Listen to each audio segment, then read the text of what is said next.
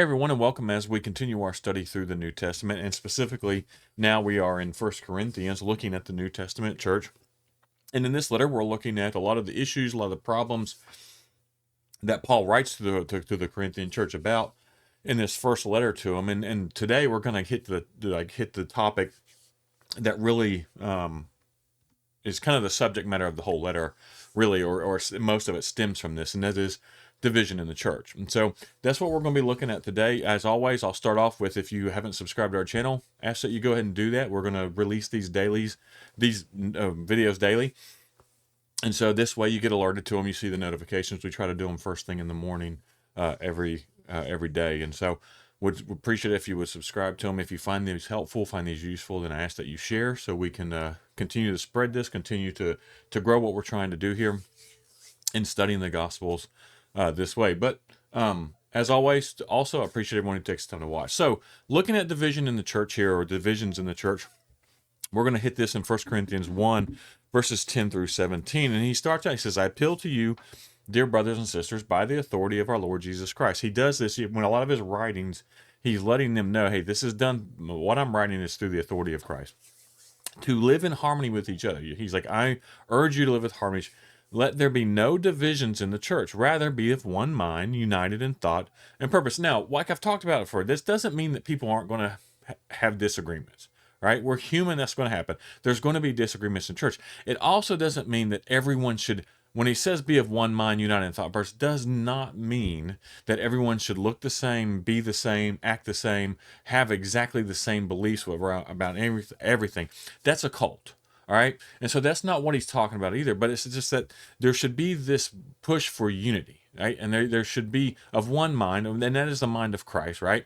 And united in thought and purpose, and that thought and purpose is around Christ, around spreading the gospel, and those things. And so that's what he's talking about here. He's not saying that you have to agree on every single theological piece, that you have to, like, all that stuff. That's not what he's saying here. And so some people have twisted this to make basically mean that everyone needs to study the same books and study to do this and not go outside. I mean, that's not what he's talking about here. And so we need to understand that. So verse 11, for some members of Chloe's household have told me about your quarrels. My dear brothers and sisters, some of you are saying I'm a follower of Paul, others saying I'm a follower of Apollos, or I'm a follower of Peter, or some versions say Cephas, which is the same person, or I follow only Christ. Has Christ been divided into factions? Was I Paul crucified for you? Were any of you baptized in the name of Paul? Of course not. I thank God that I did not baptize any of you except for Crispus and Gaius. But for now, no one can say that they were baptized in my name. Oh yes, I also baptized the household of Stephanus, but I don't remember baptizing anyone else. For Christ didn't send me to baptize, but to preach the good news, and not with clever speech, for fear that the cross of Christ would lose its power. Two things here real quick. One, this doesn't mean we don't baptize. We're commanded to baptize. This doesn't mean baptize isn't important, but what he's saying is my whole purpose wasn't to go out and baptize. My purpose is to spread the message of Christ, right? And that's what and he's like, I didn't do it with clever speeches. And then we'll talk about that, why he brings that up. For fear the cross of Christ would lose its power. And so Paul, what he's doing here, he's stating one of the letter's primary concerns. This is the main focus of this letter, and everything that kind of goes throughout this letter branches off of this. And that was the Corinthians' pride that had led to its to value outward appearance. Like they were so worried about outward appearance. And we see this in the church a lot, right? The church is more concerned about how things appear than things that actually are. And eloquence over the genuine work of the Spirit, right? And this is something that we've got to grab a hold of, is we err when we try to make everything look perfect and make everything look so elegant, and instead of sometimes it's good to just for it to be raw. And I've got to learn this, because there's sometimes where I want everything to look perfect and look all these things. And it's like, sometimes it just needs to be real. But they were more about appearances and everything than they were anything else. Paul begins with this description of the problem that came from the division of Chloe's people. And so what we know are this was an oral report that had been reported back to him. Somebody had come back and came back to him and said, hey, the Corinthians are exhibiting haughty devotion, right? That they to one another, and to their and to these inerrant three Christian preachers, right? Who, it's not their fault that this is happening, and Paul corrects them from his standpoint. And when they say this was reported, right? It's to make clear or to reveal. So this was revealed to Paul when he's doing this, and most scholars believe that Chloe then brought this in an oral report, that it was told to him, not written to him, and who this person is, no one knows. Her location, her identity, it's all unknown. And so we don't really get much of a background here, and so we really don't know if they're friends, business associates, what, family. We really don't know, but somehow they knew the church, right? The Chloe's people knew the church in Corinth and knew what was going on there, and reported back to Paul what was going on. And so we see that they were divided into these factions on the basis of who had baptized them. And so they they had split, and honestly, there's not much of a difference. We see this in the church today.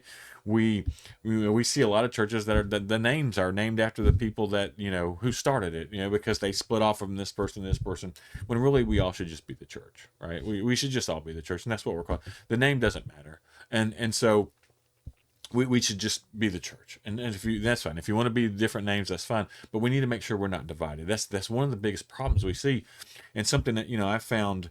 What we're looking in, and we look and we see is like, this church over here won't have anything to do with this church over here, or this church over here, because they have some, really, honestly, most of them have theological differences that aren't going to matter when we get to heaven anyways.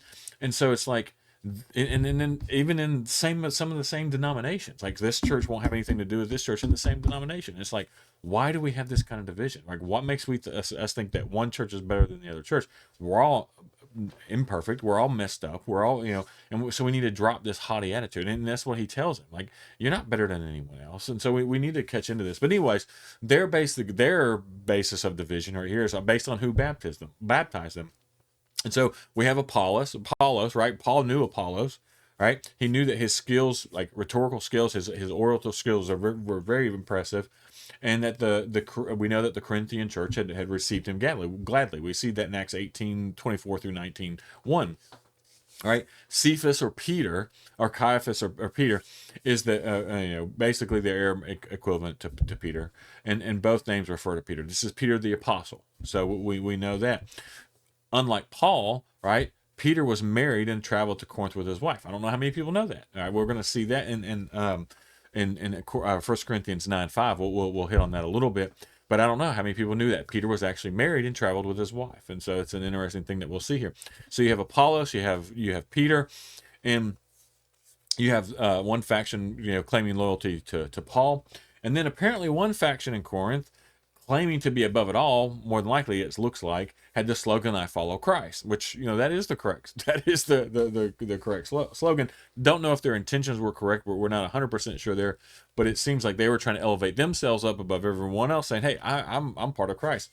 And so it was just this back and forth that was going on here. And so he talks about how he wasn't glad that he didn't baptize any of them. Again, it doesn't mean that baptism isn't important. We see that in Romans. We see that in Colossians.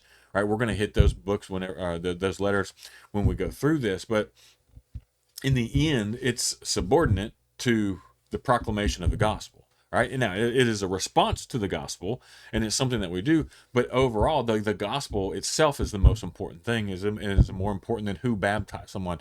And so that's what Paul's trying to let them know here. It's like, hey, not that baptism isn't important. The gospel message, Christ is the most important thing. Who baptized you doesn't matter.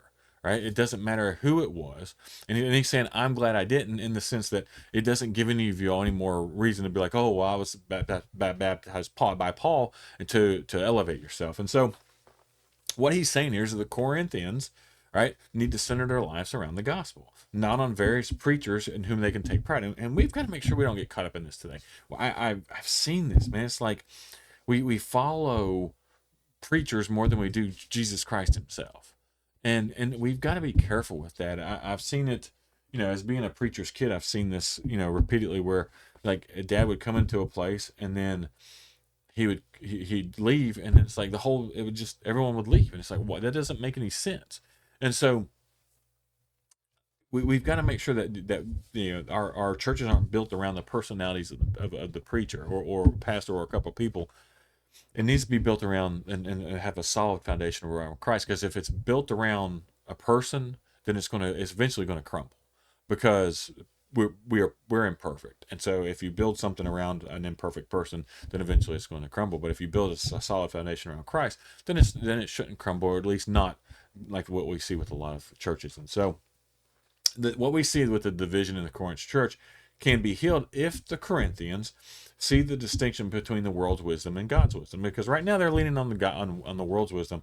God's wisdom doesn't play in this, right? God's wisdom is displayed in the message of the cross, right? The calling of the Corinthians, the preaching of Paul, what he taught to them, and the wisdom from the Spirit. That's what they need to rely on, not who they were baptized with, or trying to have this like social status, or these lifting themselves up as being more important than other Christians. We're to humble ourselves. And so when you start doing this, it just creates all kind of division in the church. We've seen it like multiple times.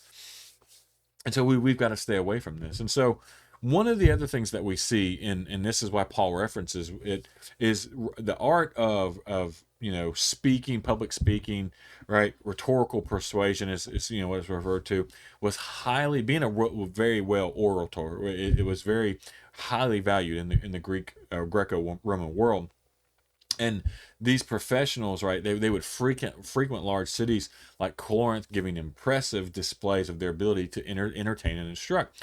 And Paul's like, look, right, I didn't do that. Like he's like, my proclamation of the gospel didn't measure up to these standards. Like he says, but the preach of the good. He said, like here on verse 17, he was sent to preach the good news, and not with clever speech. I'm sorry, but for fear that the cross would lose its power. So he didn't come in, and we'll look at some of the other things he writes about this. Is he keeps it simple, right? And this is where we should be. We should not be trying to. Now, I'm not saying that we shouldn't work on improving our speaking skills and being good at speaking, but it shouldn't be the main focus, right? It shouldn't be this, oh, wow, that guy's such a great speaker. Let the power of the gospel work, right? I'm not saying there's anything wrong with being a good speaker and being able to speak well and present well and do that things. But if that overrides, the gospel message, then that's where we get in trouble. And we've got to be very careful not to get in there. Just need to. He's like, look, I just simply gave this simple message of Christ, and Christ, right? The power of the cross is what's there, and so we're not going to lose that. And so this failure of his to be able to do these wonderful speeches and all this served to place the spotlight on the power of the message itself, and that's the important thing. And so the Holy Spirit then empowered Paul's words that he would awaken the faith in Christ and change people's very hearts and lives. And that's the important thing. We've got to make sure we lean on the Spirit and learn and lean toward the Spirit with things versus trying to lean on our own. Now, it doesn't mean the Spirit doesn't give us skills and gifts and things like that, or like we talked about, that the Spirit doesn't enhance some of the skills that we already have. But we need to learn to rely on the Spirit and rely on God for those things, not trying to rely on ourselves for puffed up speeches and that kind of stuff. Again, like I said, I'm not saying there's anything wrong with being a good preacher, with being able to give good speeches and do those kind of things. Just don't let that get in front of things. Don't let that become the main focus and not the message. And that's what Paul's saying here. He's like, I'm glad I was able to come and give you a simple message so that the power of the Christ could be seen. Like, I didn't come in with any fancy. I just gave you the message. And the power of the cross was shown through the words. And so that's what he talks about there in that. And so this is where he gets into the division of the church. And so he calls them to unity, and he talks about the things that's dividing them. And then tomorrow we're going to look at the wisdom of God. And focusing on the wisdom of God, not the world, but the wisdom of God and Christ. And so they're really trying to lean on the wisdom of the world right now. And he's trying to push them and that leads to division. And he's trying to push them to the wisdom of God, which will lead to unity and them getting along. So we're going to continue through this. Like I said, I'm trying to keep each section short because there is a lot in each, like really with this, there's a lot in each section. So I'm trying not to go too far into this. I'm trying to leave it about 15 to 20 verses at the most. This one's 7, obviously. Next, tomorrow's going to be a little bit longer, so we'll see how that plays out. Because I know y'all don't want to be read to, but I think it's important to go through all these and look at all the verses as we go through them and kind of dive into them a little bit.